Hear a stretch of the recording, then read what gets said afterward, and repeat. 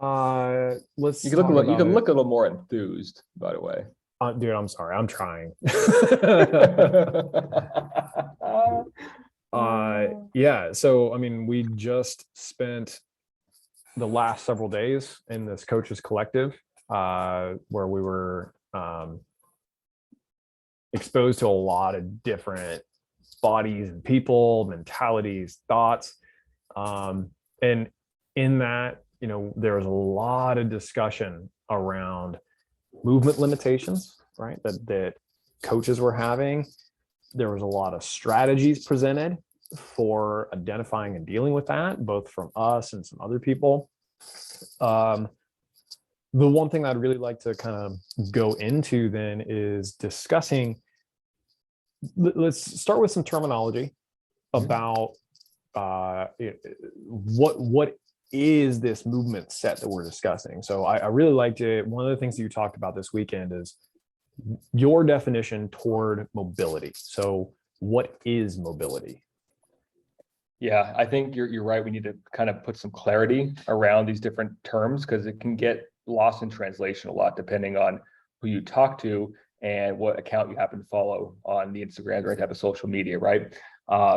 And like you and I are very research oriented, and I like to utilize what's being actually spoken about in the literature and defined in the literature. That's usually the good working definition about it. And then obviously if that lines up with logic.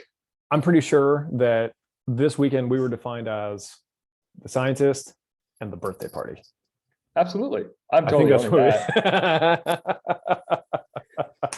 But the birthday party who likes to invite the scientist to his party. We bring the party.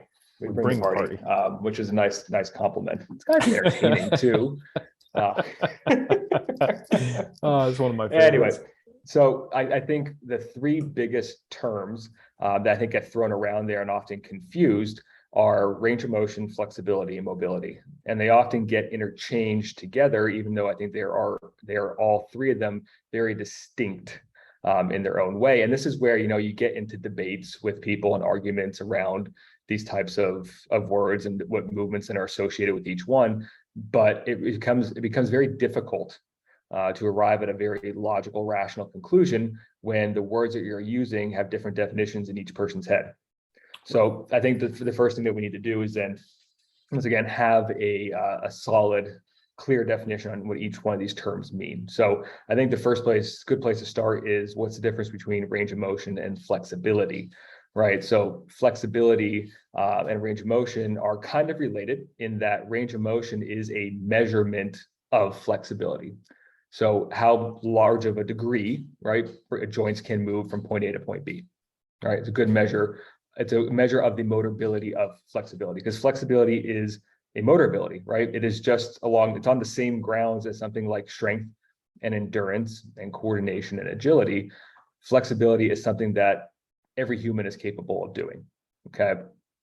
Now, there are different types of flexibility as well. So the way that we look at this in the literature is 4 different kinds, okay? We've got active dynamic flexibility. We've got active static flexibility, passive dynamic, and passive static flexibility, okay? The active dynamic stuff is where muscles are contracting and joints are moving. This is literally everything that you see on Instagram as quote unquote mobility flows, right? If you're attaching a band to a hip and you're moving through some ranges, that's an active dynamic stretch, right? If you're going from down dog into a squat, into a side pillar, that is active dynamic movement. It's active dynamic flexibility. Active static is something where we have joints are not moving, they're static position, but muscles are contracting around them. Everybody should be familiar with this. This is an isometric contraction. super valuable for improving control around joints and also exposing your nervous system to end range and creating safety and security there. The static passive stuff is where I'm just sitting maybe at the bottom of a pancake split, right? I got my whole entire trunk folded forward. I'm not moving. My joints aren't moving in positions. My muscles aren't contracting, okay? Then we also have the dynamic passive, which is what you and I do, or what most manual therapists would do. This is now where, hey, the joints are moving, but the muscles aren't contracting, but the movement is being done by another person, like us, like we're taking our hands and we're moving the hip into flexion and abduction, Some form internal of external external rotation, source. some type of form external source. Yeah. Yes, exactly, exactly. Versus now going into the whole concept of mobility. Mobility is not flexibility. Okay, mobility is not active flexibility, which is how it likes to be defined, right? A lot of people try to define mobility as strength plus flexibility. You hear that thrown around a lot. Not true. Okay, mobility in the literature is defined as the ability to get from point A to point B. Like people use assistive devices all the time, wheelchairs, walkers. That's assisting your mobility to get from point A to point B. It's also defined as the number of degrees of freedom in a joint. So if you take the knee and the hip as great examples, the knee really can only bend and extend, and it can enter and externally rotate. So you've got 2 degrees of motion there versus something like the hip, which can flex, extend, adduct, abduct, internal, external, rotate, 3 degrees of freedom. So therefore the hip is more mobile than a knee. Okay. Also, the way that we like to define mobility is movement variability, right? The number of movement options that you have available to you. And we see mobility decrease pretty drastically when you pigeonhole yourself into one type of movement program. Okay. Now I'm going to use powerlifting as an example here, and it's not a shot at you, but typically, right, if all you do is powerlifting from high school into your 40s and 50s, there's a reason why a lot of these guys have joint replacements by the time they're 40. Okay. You are not exposing your movement system, your nervous system, the different tissues around the knee and the hip and the ankle into a variety of different ways. It's sit down towards a box, stand back up, hinge over to 90 degrees, pull something heavy off the ground. And therefore, the movement options available to that individual are now lower. You build yourself into a movement prison versus being able to explore these different ranges of motion that now have an impact on the nervous system, right? It's going from powerlifting, doing a standard box squat into maybe a knee over toe forward lunge. You're exposing the system to a novel stimulus, which then tells the brain, hey, we might need to have to use this at some point. And the whole idea with this is if you can improve your quote unquote mobility or movement options over a lifespan, the more movement options you have, I think the safer you are should you get stuck in a compromised position, right? Because now you have more to work with. So you could potentially get stuck in this compromised position, whether it be cutting and change direction on the football field or stepping off of a curb. You have more to work with to help get you out of that situation unscathed. So I think, yeah, it is, but it's so on point. And I mean, I've heard you use those pillars for definitions before, and it's a really nice way to understand like the difference between, I'm following this one specific thing to gain mobility, right? I'm going to go follow this app to increase my mobility, versus like what are we actually trying to do with it? What is the intent behind this movement set? And I would like to say, like, from my standpoint, the way that we are integrating to that is by utilizing the movement set you already have and exposing the limitations within that and using that to kind of build a program forward, right? Mm-hmm. So kind of taking another look at this thing, when we are doing any of these things that are classically considered to be mobility-based drills, and I think a lot of this falls back to like the CrossFit stuff, right? Like sure. CrossFit got real hot with mobility for a while there. And so like a lot of these things kind of fall into that. We see a lot of PTs on the internet, social media, that stuff, doing things that are labeled as mobility, right? Where it's either like tissue work, like foam rollers, bands, balls, that kind of stuff, all of which is getting categorized under mobility for the sake of gaining ranges of motion in some capacity, right? What are you actually doing when you apply force to tissues? So let's say I feel a limitation in my hamstrings. Now I'm going to go in, and so my hamstrings are tight, so I need to get more mobility. So what is actually happening whenever you apply something like a foam roller to your hamstrings? Oh, we're going to go into some more definitions now. Fantastic. We needed more. We needed more. Of course we need more. So yeah, I think that's where it comes down to perception and actually understanding what is going on in the nervous system, because everything is a stimulus, right? So when you apply a novel stimulus like a foam roller, right, it's actually activating sensory receptors found in the skin, and then also deep down into the tissues like the ligaments and the tendons and the muscle bellies. And it's activating these different sensory organelles that give the brain a different perception about what's going on, right? So if you chronically feel tight in the hamstrings, we apply a foam roller to the belly of it, that pressure is going to be deeper. And it happens to be a term called descending noxious inhibitory control, where it essentially sends a signal up to the brain to where now the tightness that you're feeling in the hamstrings is not as much of a priority as the deep pressure you just applied to it. And in doing so, you are going to feel, right, perceptually like they're quote unquote looser, or they're more mobile, or they're more pliable. But in reality, did you actually change anything? No, right? You didn't change the length of the hamstring muscle belly in a 30-second roll around in the foam roller. Even if you're just standing on somebody's hamstring group for 20 minutes, you're not changing the length of the muscle, right? You're just reducing the sensitivity to it. Okay, so it's not as much of a priority to the brain at that point. So let's That go making sense? into that a little bit further, because that's one of the major things that we saw so much and discussed so much over the last, several weeks, but also several years of our career, right? The perception of tightness that somebody might have in hamstrings, is there a reason why we might want that? Absolutely. Or is there a reason why Yeah. we need to get rid of it in this way? So a lot of times, I think what we see when it comes to the feelings of stiffness and tightness is due to a lack of security, a lack of safety around a joint system, or even in a movement pattern itself, right? So the brain, when it doesn't feel safe and secure of a range of motion that the joint can go through, or in the pattern that you're trying to express, it will send out these signals of potentially even pain or discomfort or tightness in an effort to try and protect you. It's a defensive mechanism. It will make you feel tight because it knows that if you go deeper into this range of motion, especially maybe if you're under load, you may not be able to tolerate that load in that time point. And you could take yourself to the point of pathological tissue damage where you experience an injury because of stress and the force is so great that you actually blow up the tissue, or you take it to the point of stress where the signals get so high that you come out of it, but you've just reached a point of tolerance, and you could still experience the same signals of pain if you do happen to cross that threshold, even though you didn't experience tissue injury, right? So there is a time and a place. Like, we most of the time do experience this idea of tightness and pain and discomfort out of safety, like out of the brain trying to protect you. And so if we go in there with an excessive amount of maybe passive stretching, or maybe trying to desensitize the sensation you're feeling through like a heavy foam roller or roll around in a lacrosse ball, you could potentially be providing the nervous system with a stimulus of increased range of motion that you can't control.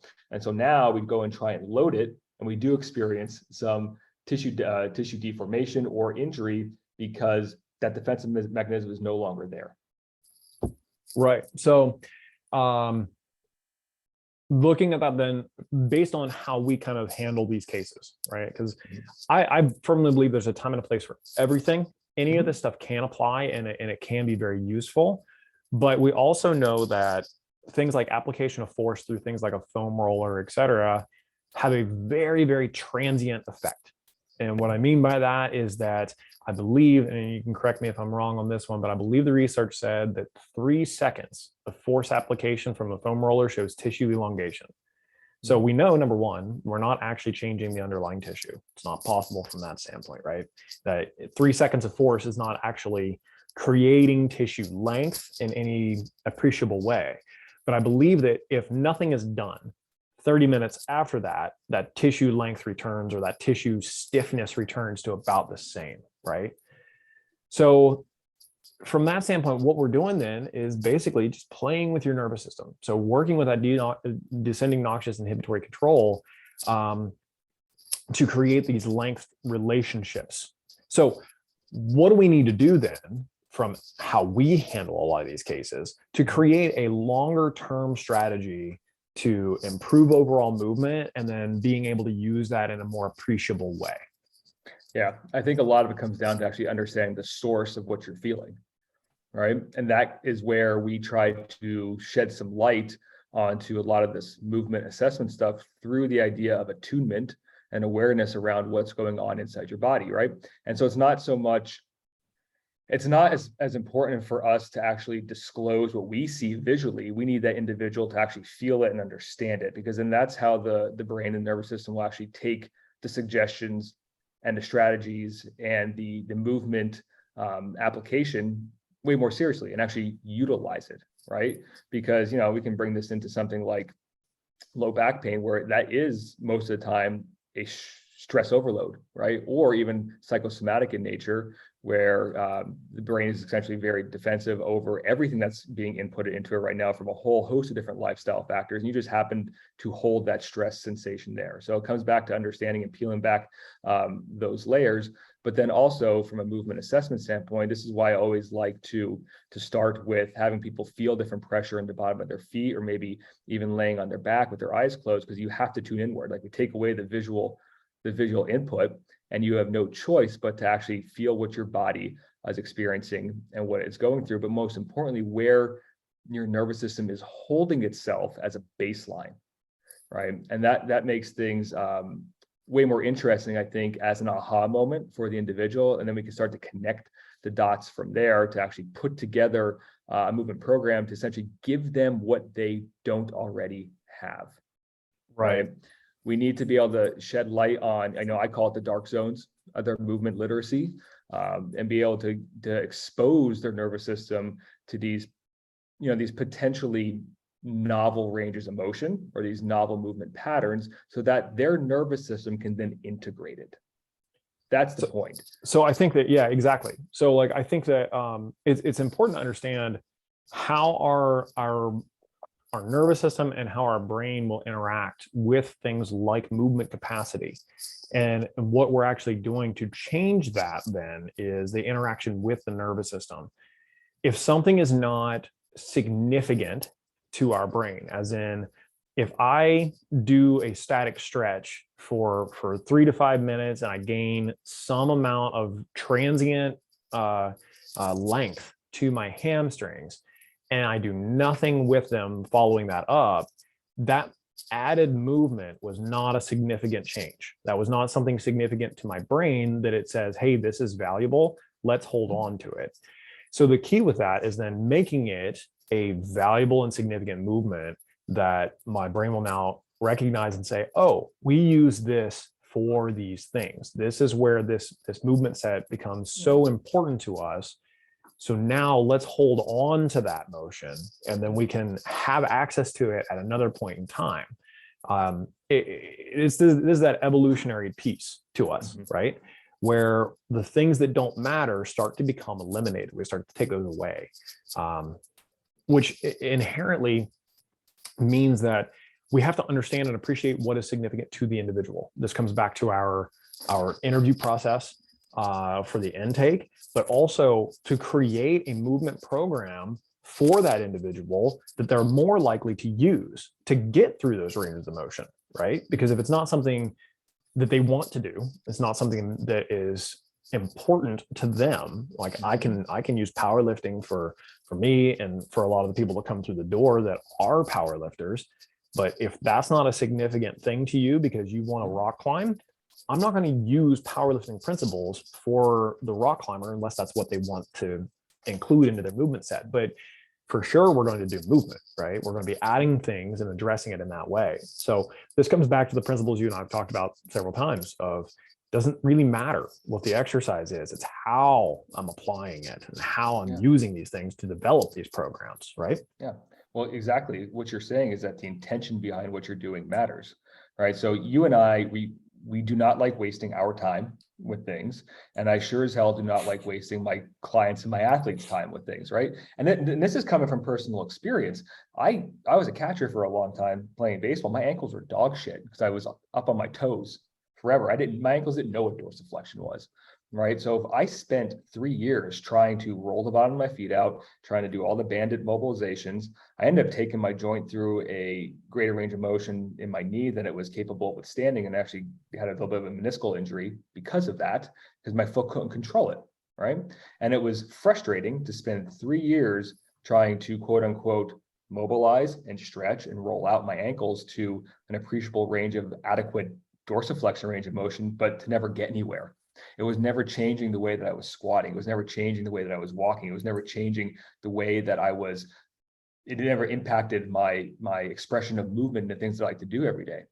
And it wasn't until that I took a step back and actually learned and sought to understand how the foot and the ankle works and start to apply these principles of, okay, what am I missing through assessment? Okay, how can I load it? And how can I make it meaningful to my body, that my ankle range of motion drastically improved within about 6 months to a very appreciable, significant place that's now usable for me in things like squatting and lunging and getting into the splits and rock climbing and swimming and doing all things that I want to do throughout the day, throughout the week in my life. It's useful for me, right? And I think that's what exactly it is that we want to be able to impart not only to our clients, but also help disseminate this type of perspective on viewing movement into other clinicians, other physical therapists, other chiropractors, other strength coaches and athletic trainers, so that we can have a much larger impact and larger influence on other people's lives throughout their communities. Dude, that's the mic drop moment right there, I believe. I think that hits it, right? Yeah, absolutely. That's the overall intention of our Foundations in Human Movement course right there. And the distillation of the last 10 years of our relationship. And you mean it's not just about mobilizing coccyx? Well, that's the starting point, but you've got the entry point. Yeah, but you've got to work around that. So that's the center of the bullseye, right? Correct. And then the ripples just expand. It just spreads, expands. Dude, I'm excited about this, and this is a really